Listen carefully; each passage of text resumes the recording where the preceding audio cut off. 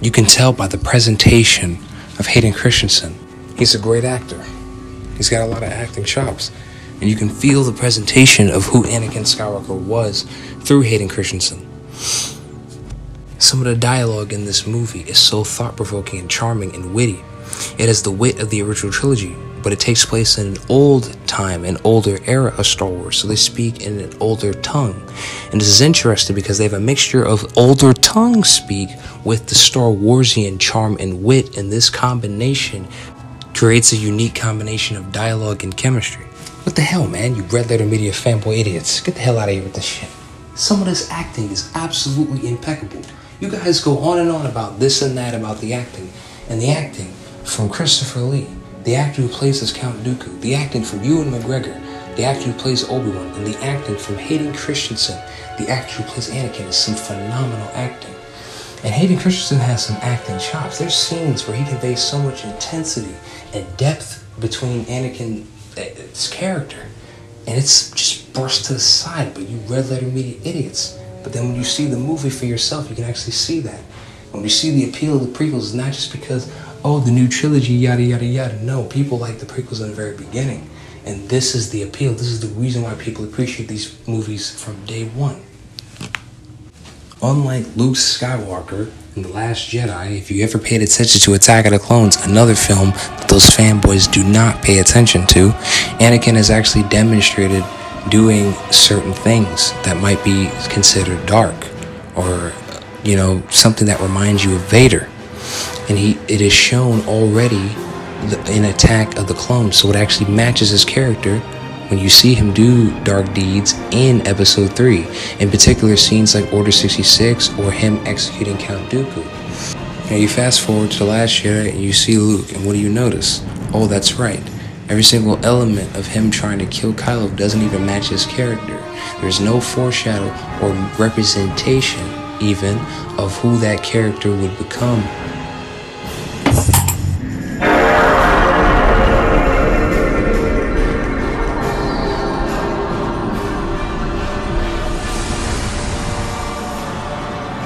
Or whether he would ever do something like that. It doesn't even match his character. There's no standpoint of his moral progression or moral conflict that would even signify to the audience that this even matches that character.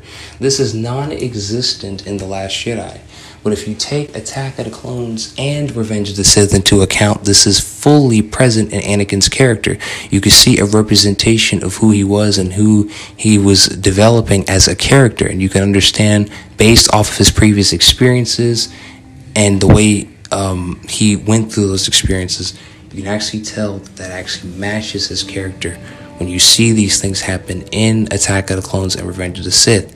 Take the Tusken Raiders scene, for instance. In this scene, Anakin Skywalker loses it because he loses his mother. So because he loses his mom, this is when he loses it completely, and he decides to take retaliation. He takes retaliation on the entire tribe themselves, everyone.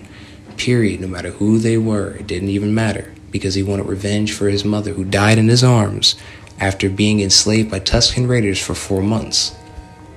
So when you see things happen in Revenge of the Sith and Anakin, that actually matches his character. Unlike something like Luke Skywalker in The Last Jedi, when did you ever signify Luke showing any of these aspects that would lead him to wanting to even do something like killing Kylo? It makes no sense. Here, it makes perfect sense. Again, especially if you take Attack of the Clones into account. George Lucas did a good job of thinking about the characters, of thinking about the story, of thinking about the world. He did a very good job fleshing out that world and its characters in a way that was unique, in a way that is underappreciated. The way that these characters interact with each other gives me strong vibes of the original trilogy, tying the prequel trilogy together with the original trilogy. It does this in an older way, where they speak an older tongue, but the older tongue has that Star Wars charm and wit right along with it, making it loyal to that universe, loyal to that creative vision. You see, George Lucas understood the creative cloth that made the original trilogy work so well. People fail to realize that he was the one that actually directed Episode 4. He was also the one that wrote the original book. So he has a huge and strong understanding of the creative cloth that led to what the original trilogy ended up becoming. And guess what? With this understanding, he was able to create something unique and new with the same creative feel that made the original trilogy work so well. This is the reason why the movies of episodes 1 through 3 ties so well with episodes 4, 5, and 6, thus complementing the films and making it an even more incredible watch. General Grievous is one of my favorite characters in Star Wars for a long time. He is an incredible character, and one great thing about what George Lucas does with the prequels is that you don't need to know every aspect of their backstory to appreciate the character, because he shows just enough to give you just enough meat in the character for you to really learn to appreciate them. That's what makes them so incredible. Holy shit, the intensity, the dialogue, the music. Not to worry, we're still flying half a ship. Holy shit, the level of depth and thought it took to write this kind of dialogue. And people go on and on about, oh my god, the dialogue is so bad, the acting is so blah blah blah. What kind of thought-provoking shit does it take to make such dialogue? What the fuck are you talking about, you whiny little plinkett baby? If they don't shut the fuck up with this goddamn horse shit. Oh my god, why the fuck did George Lucas ever listen to you annoying, peasant, belligerent idiots? Jesus. They don't know what the fuck they're talking about. You hear some of the lines in this movie, and you have petulant, whiny little babies talking all that shit, not even appreciating the thought-provoking nature of its dialogue. There is so many thought-provoking moments and incredible charm and wit too. You can tell not only that, but then when you hear Ben Kenobi or Obi-Wan Kenobi talk in the movie, guess what? He is exactly, his mannerisms, the way he talks and everything is matching the character of Ben Kenobi to a fucking T. There is even charm and wit and lines of dialogue that match the character so well, you would actually think that it's just like something that character would say, especially considering the original trilogy and taking that into account. The politics. The shit that the whiniest, bitchiest, moaniest plinkett fanboys, who he is so overrated, and they just immediately hop on every solitary aspect of him. And another thing that they say, oh, the politics, the politics. Yes, the thing that builds its world so much. And guess what? It's not even that long, not nearly the way that they present it to be, and it never interferes with the action of the movie. It flows very well into the story because it doesn't interfere with the main narrative or characters or their development or the action. Something that they don't even pay attention to. This is why it's so important to pay attention to the film. Padme Amidala, one of the strongest Star Wars characters that has ever graced its universe. She is strong as hell. Helped start the Battle of Theed. Helped Qui-Gon Jinn convince the Gungans to build an army together, or an alliance, during the Trade Federation blockade. And she also fended for herself during the very first major battle in the Clone Wars, the Battle of Geonosis. She stood her own in Geonosis. She also stood her own in the Geonosian Gladiator as well. And Obi-Wan even references this by stating, well, she seems to be on top of things. George Lucas. Now look, when it comes down to the romance scenes, honestly, they're basically speaking the same ancient tongue as Star Wars. But not only are they speaking that old school tongue, because remember, this takes place years before the original trilogy, so they don't talk the same way. That's another thing people don't consider. But not only that, you have to understand she's a senator, okay? So she's never been in that situation before, and he's a Jedi, okay? So Jedis are not allowed to love. So he doesn't know how to handle those situations. So when they come together, that's kind of what they're going through. And despite this, there are moments where there's actual charm and chemistry between the two characters. And they talk even about interesting things. Like about what would you do if you ruled over people? Would you be a dictator or not? It's interesting. So they talked about all kinds of stuff. And they even talked about just life stuff. And it shows you workings of who Anakin and Vader is, and it shows you the interworkings of who Padme is underneath all of the, the politics and the exterior. There's a lot of interior that is revealed about her character, a lot of things, and it's a huge eye-opener for both characters. And it's actually interesting to see. And yet, people complain because, there's this and that. But then when there's those moments of chemistry and charm and all that, they don't really regard that. And they just completely brush past that. There are so many scenes where there's actually chemistry between those two characters. And it's really interesting to see, because it's like, when you see things like in the new trilogy, there was no chemistry between Rey and Kylo. That just happened. Maybe that's just the way they wanted to do it. Okay, that's fine. But I didn't see that there. And people complain about Padme and Anakin, but there's actual charm and chemistry here. They actually have a chemistry. This is something that is not present in the new movies, but it's actually present here. This is one of my favorite scenes. It's so haunting. It says so much by saying so little. Most of it is told through visual storytelling. George Lucas is a huge fan of visually conveying things to the audience rather than just telling you, and yet people complain and say, it has all this exposition. Oh yeah? But when Rogue One spent literally 20 to damn near 30 minutes of plot exposition for like 20 to 30 minutes, no one said anything. This is ridiculous. And a lot of times they're talking about what's happening in their situation. So it's not just exposition as they call it. But the thing is, in this scene, it is absolutely haunting. Anakin Skywalker is going to Yoda to ask for help because he fears for the death of Padme. But the thing is, Yoda gives him some really powerful knowledge and wisdom. And when he gives this to him, Anakin is still in huge distraught and conflict because it hasn't fully solved his issue, because it's an issue that he has to deep down solve or resolve within himself. And to see the way that he reacts to this, to see his conflict, to see the conflict within his facial expression and everything is just so haunting to witness. The prequels does a good job of showing the Jedi Order. The Jedi Order is presented as very wise, and they're extremely, I'm just gonna say, they're kind of badass, and they're incredible. Now, they are keepers of the peace, but at the same time, they're very wise and knowledgeable, and they're quite powerful, and they're quite incredible. They're an inspiration. And what made me inspired by the Jedi was seeing the Jedi Order before my eyes and seeing how they operate in this trilogy. This is the only time you ever see the Jedi Order actually operate. You do not see how they operate in the original trilogy because they are all but almost extinct. So it's incredible to see, and it's inspiring. I remember growing up seeing them, seeing everything that they did, being amazed at it, wondering, wow, they must be doing something really important. I better pay attention.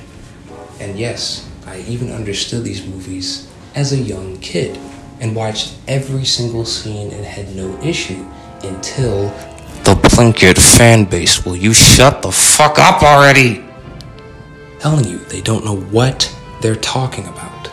Here goes another great scene. Oh my freaking goodness. This is one of the best scenes in the entire movie. Now in this scene, you have Anakin and Obi-Wan, and they're debating. And the reason why they're kind of debating is because Anakin feels like it's an absolute betrayal to have the Jedi Order want Anakin to spy on the Chancellor. And you can actually feel where Anakin's coming from a little bit, because it's like the Jedi Council did not grant him mastery, but they allowed him on the council, so there's sort of like he's kind of being excluded in that sense. Even after everything that he did in the Order, they still don't fully trust him. It's so unfortunate. And you see this conflict, and you can see this show out so well when he feels, like it's an absolute betrayal to spy on the Chancellor, because he feels like he's become close with him. He thinks that he's a good man. And it's amazing to see this, because you can really understand both sides in that situation really well. And they present this conflict in a very compelling manner. You freaking fake, annoying.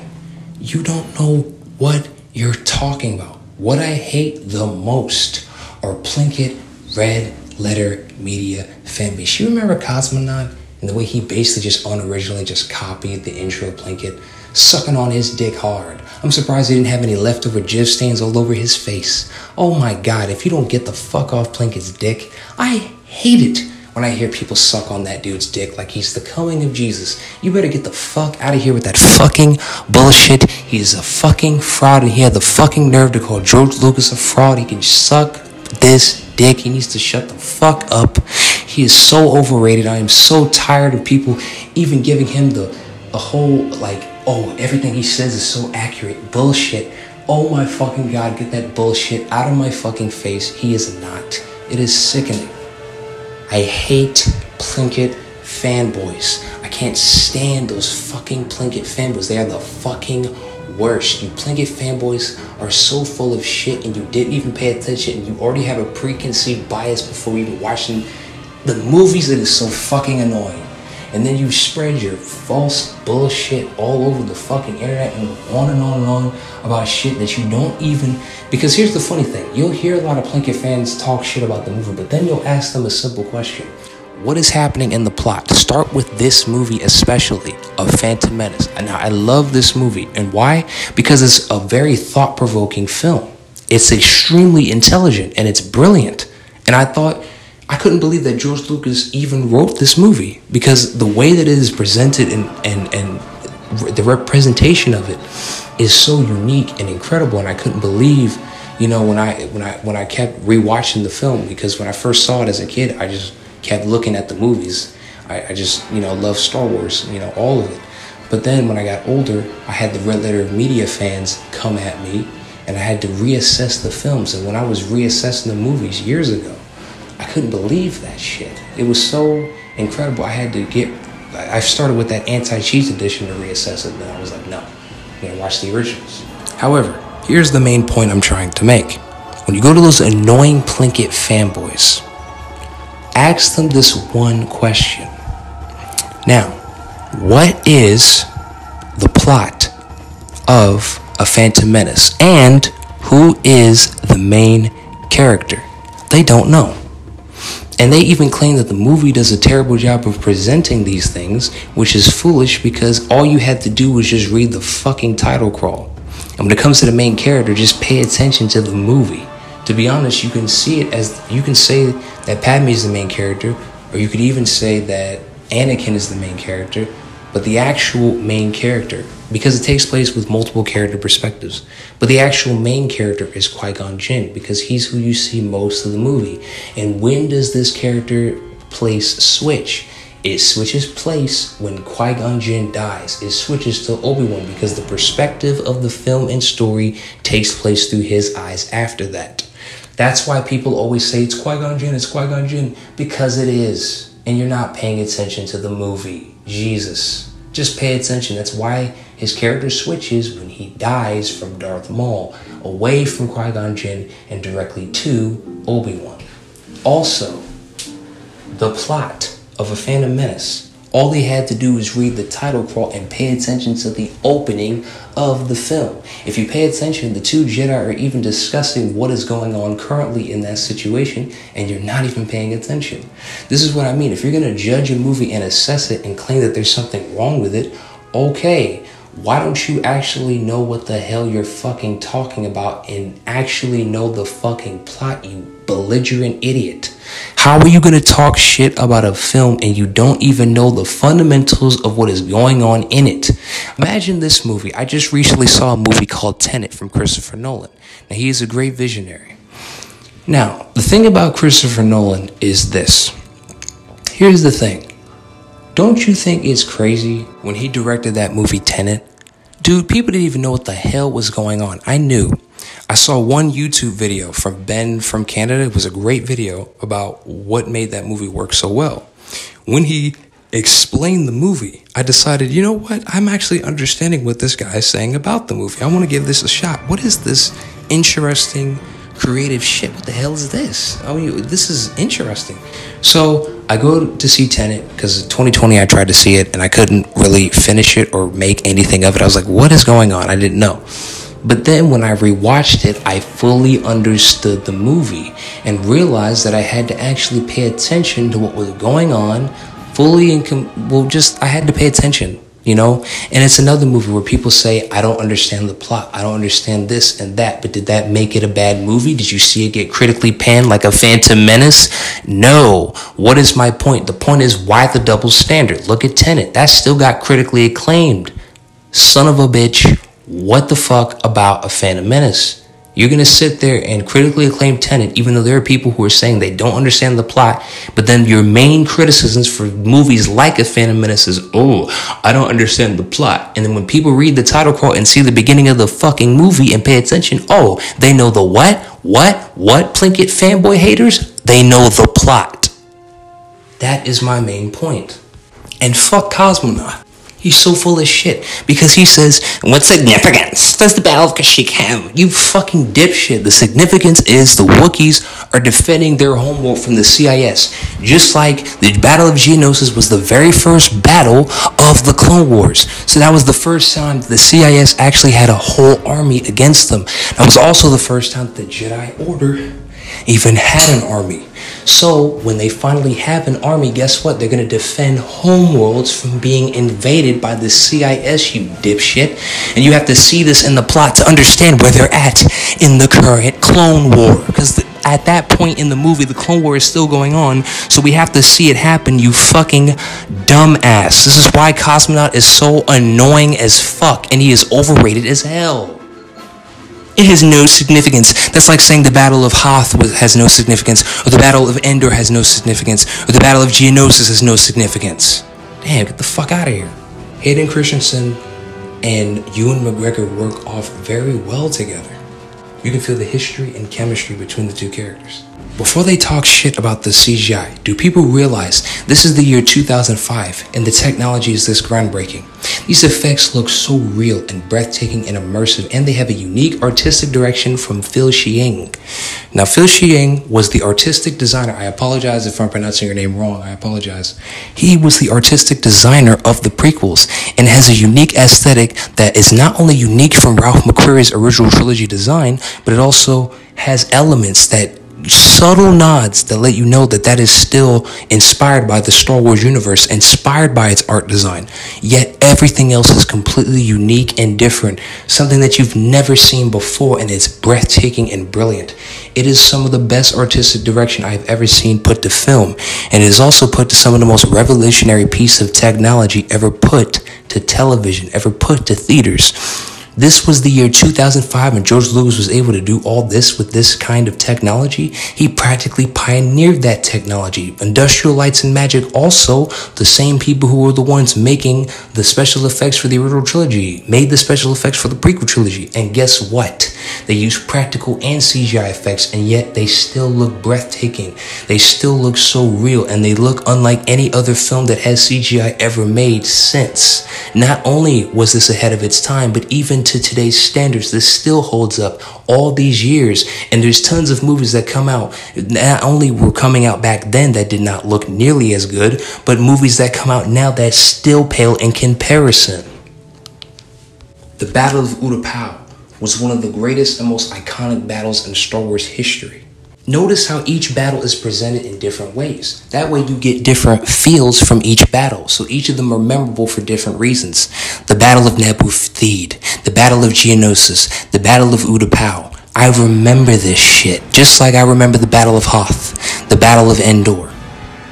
The lightsaber choreography is some of the most precise and intense choreography I have ever seen, but yet you can tell they are actually trying to hit the enemy. It is not just dancing, it is style, focus, precision, and depth. And remember, they're at a higher level of force sensitivity back then, so that it's going to reflect in the way they fight. And when you see these higher level force sensitive fights, they are off the fucking chain. It is so fucking badass, and it is so fucking well choreographed. And the guy who choreographed Attack of the Clones and Phantom Menace, fun fact, also choreographed the choreography that was used for the combat system of the Star Wars Episode 3 game. It is so incredible. It is some of the most unique movement and style of fighting you will ever see out of any movie ever made. No movie on the planet Earth, on the face of the planet, that has ever existed in the history of mankind since film has ever been made, and that is an objective fact, has ever done choreography like that. Ian McDiarmid kills the role of Darth Sidious, especially in these movies where they show Darth Sidious and really expand on his story a lot more than what you saw in the original trilogy. And oh my gosh, Ian McDiarmid kills this role in like every scene he's in. By the way, what about Palpatine's scenes? Anakin scenes, Obi-Wan scenes, where the acting is really good. What about these scenes when people used to claim, they use the claim of bad acting? Okay, even if you want to take that into account, what about the scenes when the acting is really good? There's so many of them. One of the corniest lines in Star Wars ever was Han Solo. Who's scruffy looking? Come on, you're gonna get on the prequels? Look at this corny cornball dialogue. This was in Empire Strikes Back, the most critically acclaimed Star Wars movie of all time, and yet it is one of the corniest lines in cinematic history. Why single out one trilogy for what the entire saga is guilty of? That's my point. Then they get on Anakin and Padme, when there's times when they were just talking about politics and stuff, so wow. Battle of Theed has some of the best storytelling, build-up, and payoff I've ever seen in the Star Wars saga. There was so much build-up and tension, silence, then boom. George Lucas has an incredible knack for detail. He is definitely from the Kubrick era. You can tell from his directing style and attention to detail. George Lucas is a cinematic visionary. Rian Johnson is overrated. You talk about how Rian has all this attention to detail. He is the guy who put coins attacking a guard. So much attention to detail. He would even have important story moments interfered with just for a cheap gag. George Lucas had so much attention to detail. He might have had moments of humor, but his storytelling had so much intellect, the humor did not interfere with the drama. He had an incredible knack for detail, directing, and cinematic storytelling. Rian Johnson is so overrated. George Lucas is a cinematic visionary. I love American Graffiti. It was amazing, literally a masterpiece. I couldn't find a single flaw in the movie. I think I mentioned the ending, but in old serials and movies they explain what happened after the events of the film, so it makes sense that would be present. Man, that movie was amazing. I love that movie. I'd love to see THX 1138. See that scene in the sequel trilogy with Rey? Now, why couldn't the entire movie be like this?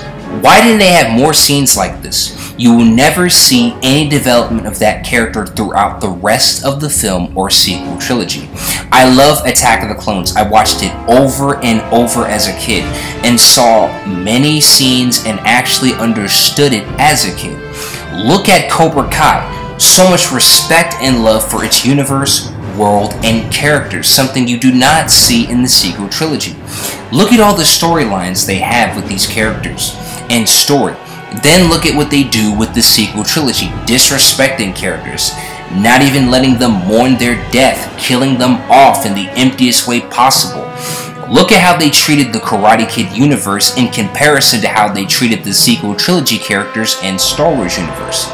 The sequel trilogy has all these new characters, and the thing is, I'm down with new characters. Hey, new characters, why not? This is fine, as a new trilogy means new characters. But you focus on these new characters, disrespected the originals, didn't even develop your own characters that you introduced into the story,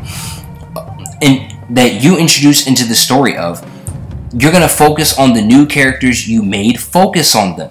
If you're going to add in the original characters, show them some respect, or at least have them serve a purpose in the story that actually has a real impact or matters. Don't just have them show up for a little bit, separate, and then kill them off when they didn't even get to do much in the story. At that point, you might as well have made the sequel trilogy focus exclusively on new characters if you were going to treat the original characters this way. The thing about the lightsaber fights in the prequel trilogy is that it had a higher level of force sensitivity, so the fight choreography was full of so much style, and focus. You could tell they were actually trying to hit each other. In the sequel trilogy, it's more grounded, kind of like the original. Sort of, but it lacked the internalization of the originals.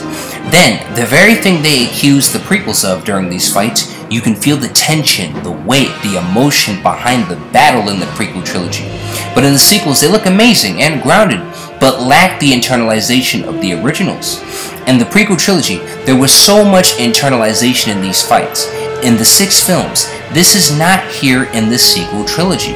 And the choreography is outstanding, showing a higher level of skill and force sensitivity through the fights. It was incredible that these actors even performed these magnificent feats on camera. And stuntmen, the amount of skill, style, talent, and focus, plus they had internalization, the camera, even showing the emotions they felt. It was outstanding. This is missing in the new trilogy.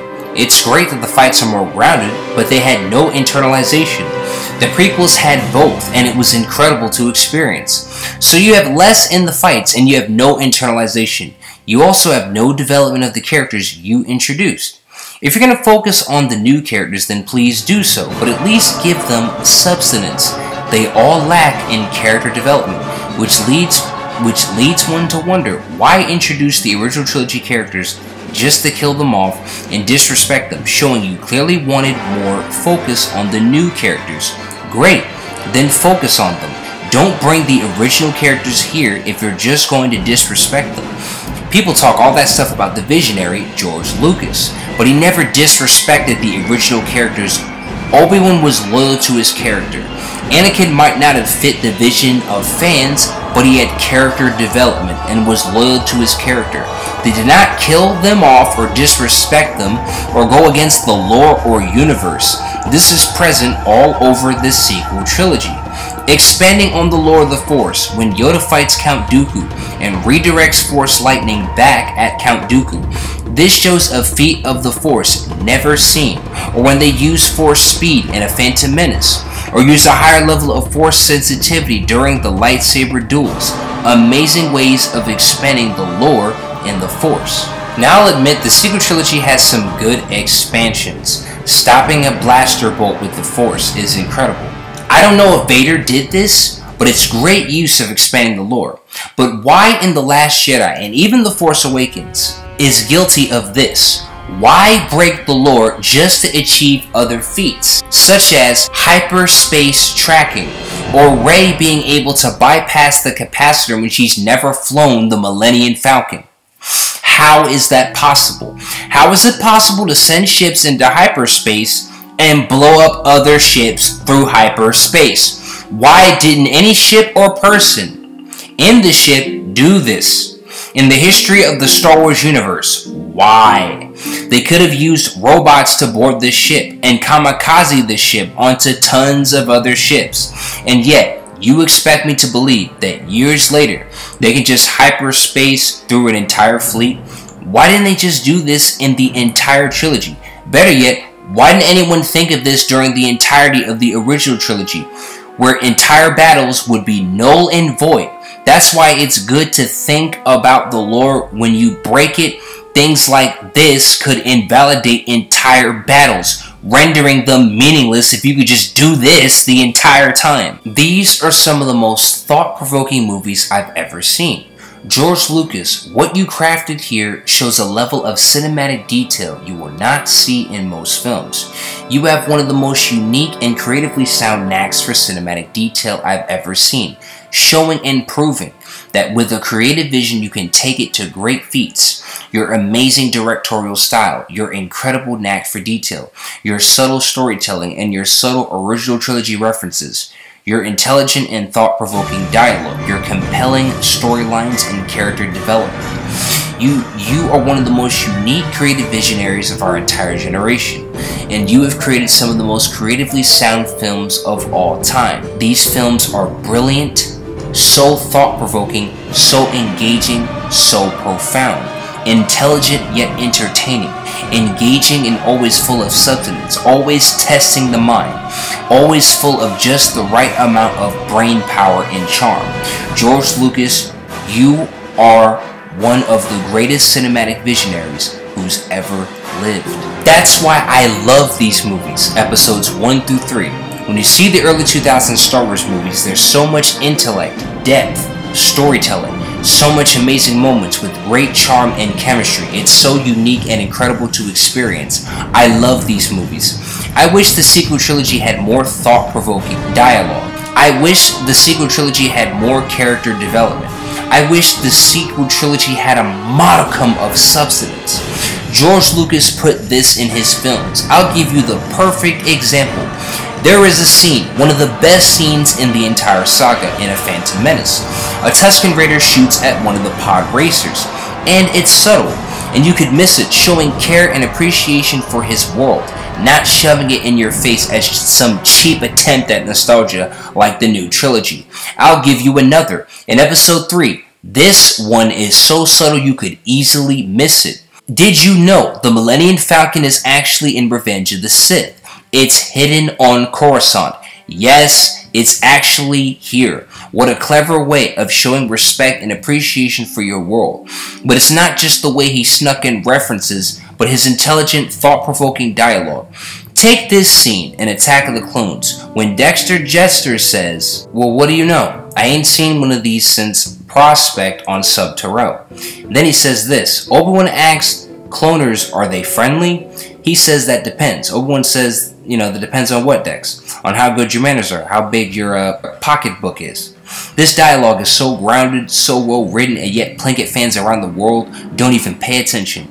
And then there's even more. That scene, this is why I respect George Lucas as a visionary so hard. Check this out. This is one of the greatest lines in Star Wars history. What you got here is a Camino saber dart.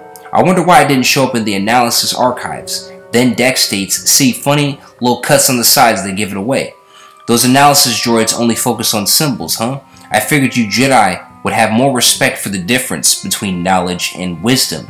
You see, moments like this are why I love these movies so much. The thought-provoking nature of the dialogue has so much substance, it's incredible. This was just one character, one scene, one line. The entire trilogy is full of moments like this. George Lucas is a cinematic visionary of epic proportions. I used to watch Spike TV and they played every Star Wars movie. They even played it in order and I'd watch them all, every single one. I just recently found out they had exclusive commercials centered on Star Wars. I remember the ones advertising that they were playing Star Wars. However, did you know they had commercials showing actual Star Wars characters playing golf or going into office buildings? That's incredible. That's how big and how much love the fandom had back then. The expanded universe, the comics, the video games, dude, we had the whole 9 yards. And then, when the new movies came out, people claimed the prequels split the fanbase. Look at the toy sales, the comics, the video games. There's barely any games there. People aren't buying the comics anymore. They're still buying Marvel and DC comics. And in the new DC canon, DC recently reset their canon on a new, I believe, Crisis canon timeline. Pretty cool. Star Wars, unfortunately, is not being talked about in schools and places like it used to be. Not being bought in comic shops or toy stores like Toys R Us. Dude, we had toys. We had lightsaber fights. Without the lightsaber, me and my dad growing up did these amazing duels as a kid. It was awesome. Me and my friends pretended to be the characters from the prequels and fought. We tried to mimic the higher level of Force-sensitive fights. It was awesome. Everyone was buying comics at the book fair. The very first comics they put up were the Star Wars Expanded Universe comics. And they didn't even call it the Expanded Universe back then. It was all canon. And it was all just called Star Wars. It was a time to be alive back when the fan base was united in their love for Star Wars. And I didn't know, and neither did my friends know about Plinkett and stuff. We read the comics, we got the toys, and we played and talked about the games. Holy shit, it was the shit. It was outstanding. Now it's so dry, no one is reading the comics. So sad, no one is buying the toys. God damn it, no one is fanboying like they used to. What happened? Now the lore is split. Now the lore is more split than ever. If you want to take what Plinkett said into account, back when the prequel trilogy came out, people bought the comics, the toys, the games, everything, and everyone was talking about it. What happened to it? Now the lore is more split than ever before, even more so than ever before. It's so sad. What has happened to Star Wars? When the Karate Kid franchise can actually utilize old characters and maintain its storyline, no depth, development, it's old and new characters, both creative new stories that inspire generations. What has happened to Star Wars? It's not the same, and people complain, but now look. And you have to ask, what trilogy required books to explain its own plot points, the same way another YouTuber like Gary and Blue idiotically claimed the prequels did? But when you watch the prequels, you have enough context for the entire trilogy. But when you watch just one movie of the sequels, there's so much important information missing from the film and trilogy altogether that it actually needed books to explain some of the most important pieces of information in the new trilogy. And you got YouTubers like the Goldman. This is why I can't stand the stupid shit he says. No matter how reasonable he sounds, he's so full of it. When he says this, he states, ooh, it's okay that The Force Awakens is what it is because of Phantom Menace. I could argue that it was like A New Hope. You idiot. No, it's not. A Phantom Menace had an original plot separate from A New Hope. He spent years crafting that story and made an original one separate from the rest of the saga. It didn't need a book to explain important plot details like The Force Awakens did. And it had its own original story and plot. The Force Awakens just lifted the entire storyline of A New Hope. The movie that actually duplicated the same plot point is seen as a cinematic gem, but the movie with an original plot gets condemned. That's bias. A Phantom Menace was original. It had nothing to do with A New Hope. Trade Federation blockades on Naboo, Padme Amidala forming the Gungan Alliance, the Battle of Naboo Theed, Darth Maul and Darth Sidious. What does any of that have to do with A New Hope's plot about getting a droid to the princess, saving the princess, getting the plans to the rebels, blowing up the evil Death Ball? Trade Federation blockade on an innocent planet.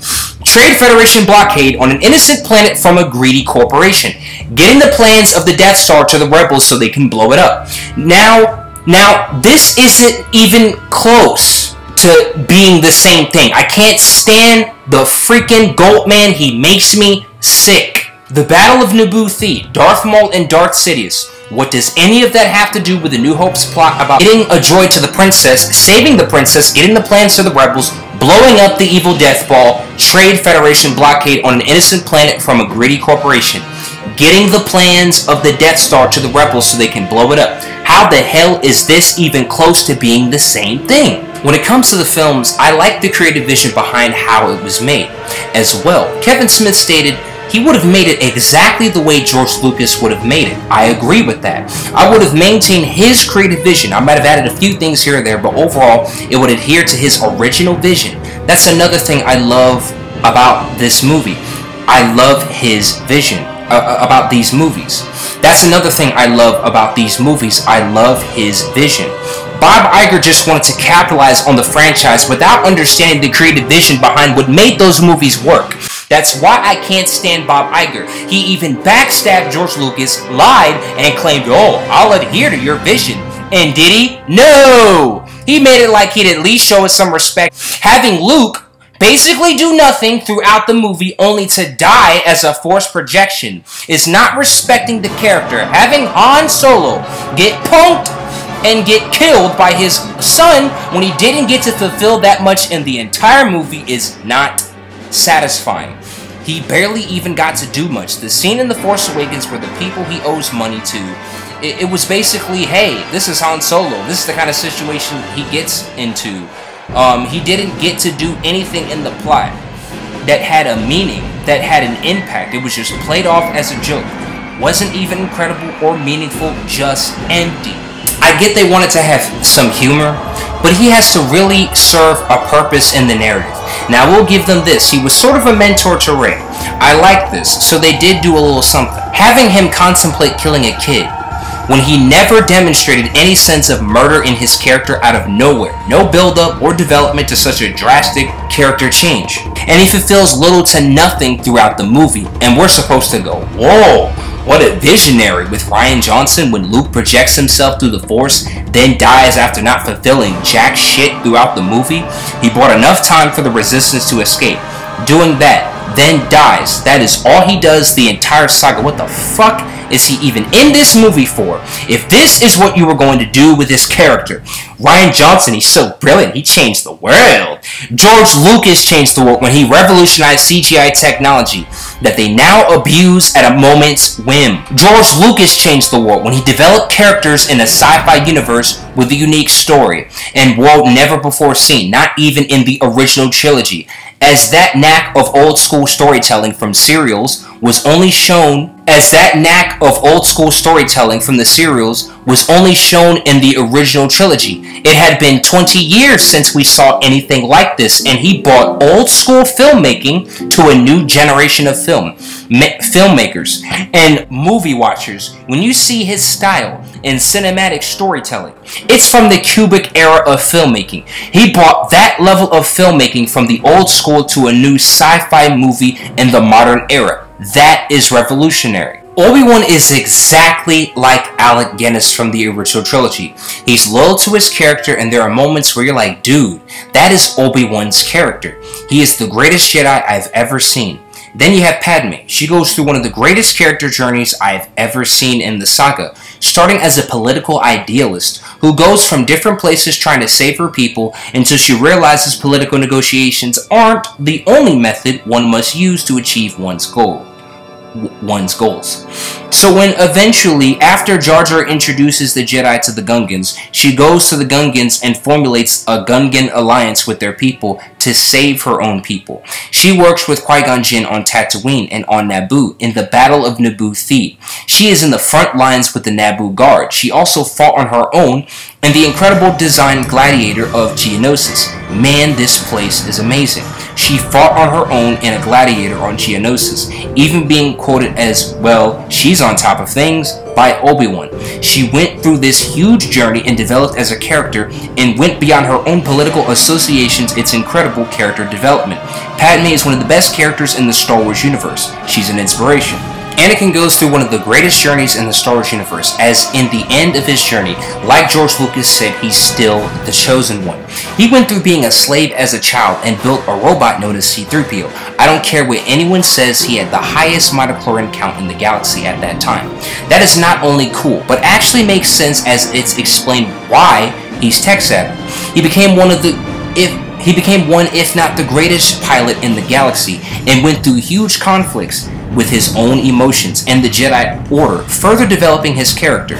He travels to Tatooine sensing his mother needs help, finds her as she dies in his arms, calling him handsome, having his first real temptation to the dark side, and it makes complete sense as to why, as they enslaved his mother for a period of 4 months, until it killed her. He couldn't contain himself. Such powerful moments of characterization and internalization, of character development. This is what makes these movies so powerful, especially in the Star Wars universe. These are incredible and are not present in the sequel trilogy, as they thought cheat gags and forcing out constant stimuli of nostalgia was more important.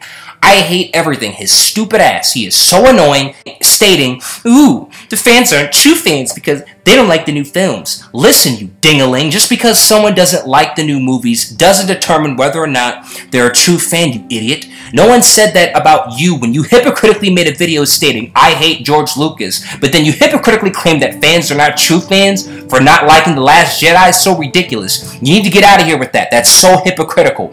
Every time people hate on the prequels, I think it's so hypocritical given what the sequels have done. And every time they hate on the prequels, I hate the new trilogy even more and more and more and more and more, because they won't leave the prequels alone. It's frustrating. Did you know that Anakin met Padme and her family in a deleted scene? It is one of the best scenes in the entire saga, never shown. Right up there with the deleted world building and character development of another pilot you might have known in A New Hope. They all have corny ass dialogue. They all have corny ass moments. You can't single out an entire trilogy for what the entire saga is guilty of. When you see the new trilogy, that's how you know the prequel hate was bullshit from the beginning, when you see the new trilogy. With the prequels, you never had to worry about something invalidating the originals, because instead they complemented them. But in The Last Jedi, Rian Johnson's vision, quote unquote, invalidates Luke's character. So every time you go back to see the original trilogy, now you actually have real movies that invalidate the previous entries, and people said they couldn't get the prequels out of their head. But what about this? This actually invalidates a whole character, and now when you see the originals, this has to be associated with it. It's like the sequel trilogy was made to show people, see, this is the difference. This is what happens when you actually invalidate what previously came before. Teaching us a lesson on prequel hate. That's what this feels like. That's another thing. When they did that with Luke, it was so fucking stupid. When has Luke ever demonstrated a sense of moral grayness or immorality towards the dark side, or anyone for that matter? I'll tell you, never. So why is he willing to kill a kid out of a vision of fear? This is so insanely contradictory to his character. Come on. It's out of fucking nowhere for almost no reason over a vision. When the kid is basically still innocent, this ruins this character and his reputation, all in one go for nothing. All because Rian Johnson wanted something for shock value. He broke character just for the sake of shock value. Luke would never kill someone. I could see if it was maybe in self-defense. How? It fucking wasn't. He tried to kill a person in his sleep when he never tried anything of this magnitude ever before, over a vision. And to top it all off, it's even more contradictory, because at the end of Return of the Jedi, he spares Vader and decides not to kill him, and even to no longer fight him. When Cosmonaut says a Jedi should find the solution with the least violence or without violence. That's what he already did in Return of the Jedi. So why is it here in The Last Jedi? Does he try to kill Kylo knowing that he spared Vader prior? Where in the hell is this even coming from? This is character contradictory. When a character out of nowhere, for no reason, breaks all character, unexplained. No build-up, no development, and no context. When did you see this level of character assassination and lack of care for the Star Wars universe, its world, its characters? When did you see this level of disregard in the prequel trilogy? When? This never happened until this new trilogy showed up in Rian's brilliant vision, quote unquote, and people talk about the prequels. Wow. This all began 20 years ago when the original trilogy purists came from the depths. They were so emboldened about their perspective on the prequels that now look, you actually have something that invalidates characters, situations, circumstances, the lore, and even the meaning of the Force. They accuse the prequels of so much, and it's like, it took this to show the world, look, this is what could happen when you decide to just do that, but you accuse the prequels of all this stuff, but it never invalidated the originals. It never broke the lore. It never contradicted original characters with no context, having them contemplating killing a kid for no reason, when that same character never did anything like that in the previous trilogy. It even spared his own father, so why kill his own nephew? Anakin had a trilogy where he has a history and context of the instinct to kill. Different character, different context. He was trying to save Padme. Not only was his motivation developed, but it wasn't like Luke, where Luke threw the lightsaber and Luke never killed anyone before or had the instinct to kill. Maybe he fought in self-defense, but he never had the urge to kill people, especially family. It makes no sense, and people get on Anakin's turn, but he wanted to save Padme's life. Because in Attack of the Clones, he sensed his mother's death, but couldn't save her in time. He didn't want the same fate for Padme. In Attack of the Clones, this is developed because he slays the Tusken Raiders after his mother's death in Empire Strikes Back. Luke trains with Yoda. Then, in Return of the Jedi, he throws the lightsaber and says, I am a Jedi like my father before me.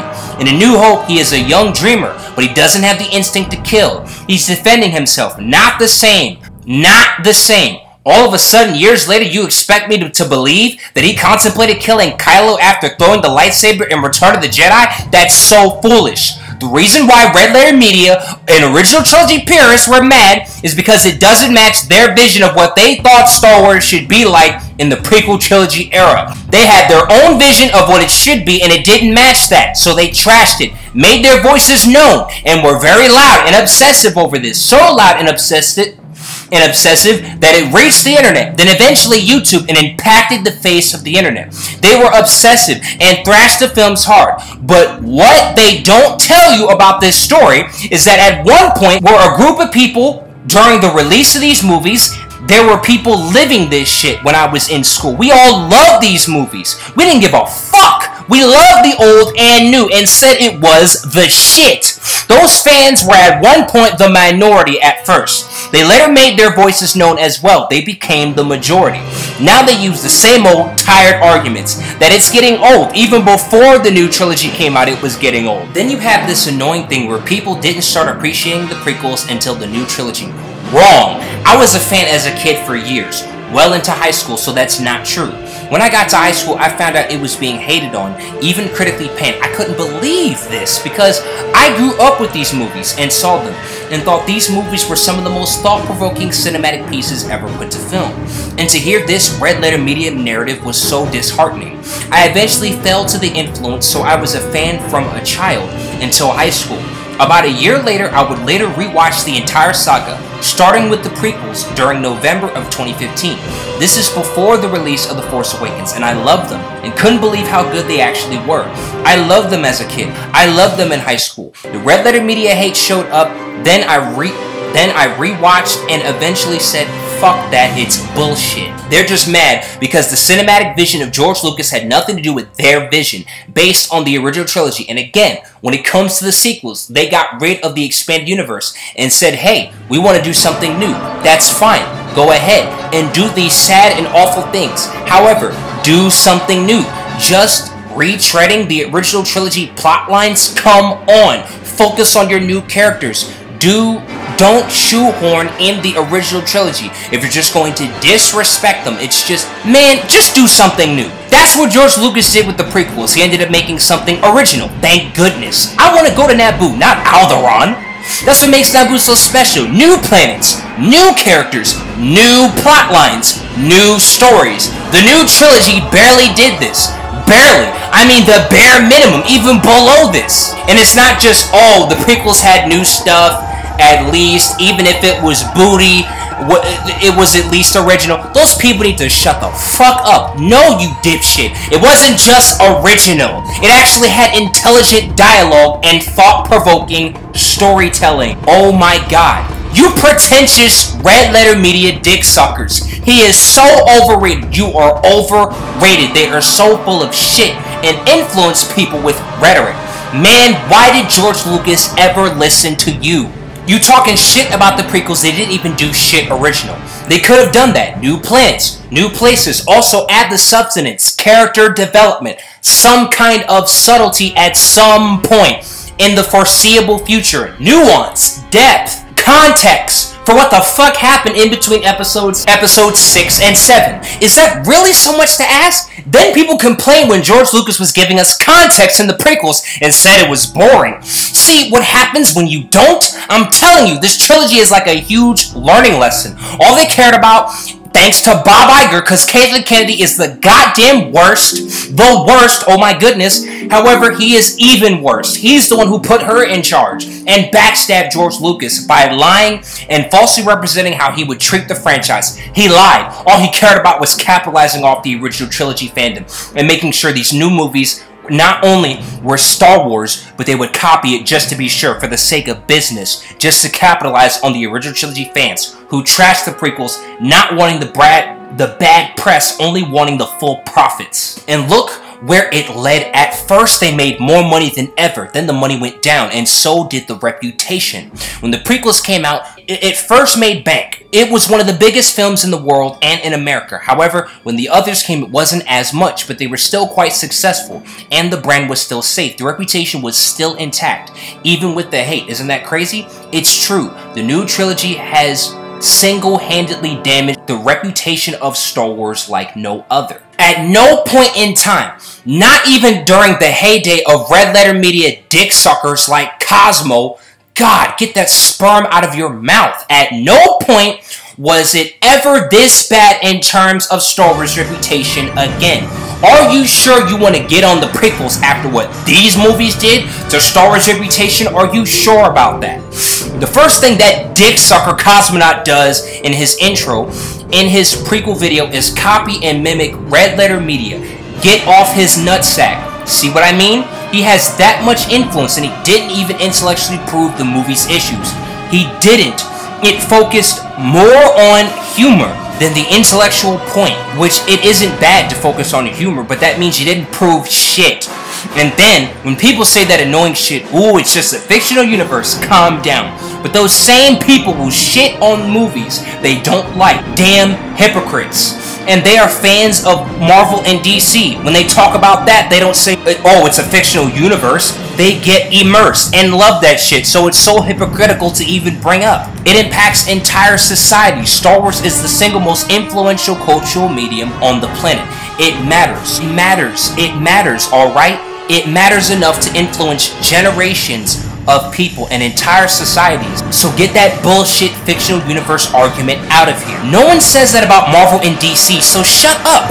They're just mad because they don't want people talking about the new movies. Well, bitch, you were talking shit about the prequels first, so you will get over it. Another thing that they never acknowledge is that prequels do not invalidate the previous movies like the new trilogy does constantly. Plinkett claimed this about important scenes, like the lightsaber. But when you see the scene, they show the importance. That's why Obi-Wan says this weapon is your life. So where is this coming from? Or Cosmonaut, when he states, oh, Yoda holds a lightsaber. So what? So what? In Empire, he didn't have one, but in the past, he did. How does that invalidate the previous film? He used to have a lightsaber, now he doesn't. What part of that invalidates his character? Explain that! So, see what I mean? A character who never tried to kill no kid, all of a sudden wants to kill not only a kid, his own nephew. Blurry Film says he's like 20-something. Blurry Film says he's 20-something. Oh boy. Tried to kill an innocent person, his own nephew. Where is this even coming from? That is blatant character assassination. Cosmonaut is such a hypocrite. This was part 2 of my prequel trilogy assessment. Thank you for watching, and let me know how you feel about these movies. The sequels, the prequels, and everything. I just had to really lay that down, just laying it down, and thank you for watching. This was Tarragon.